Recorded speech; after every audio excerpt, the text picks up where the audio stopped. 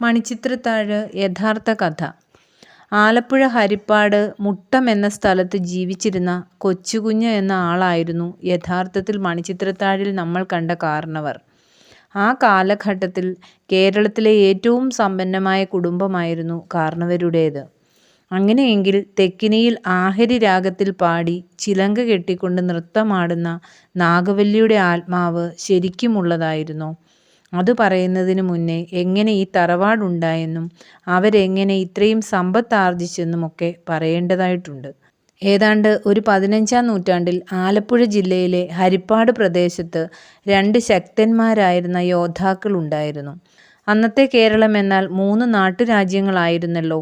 അതുമാത്രമല്ല, അന്ന് ജാതി വ്യവസ്ഥ കൊടികുത്തി വാണിരുന്ന കാലവുമായിരുന്നു. അന്നത്തെ ജാതി വ്യവസ്ഥയിൽ കീഴ്ജാതിയിൽപ്പെട്ട ഈ യോദ്ധാക്കളുടെ പയറ്റ് തിരുവിതാംകൂർ മുഴുവനും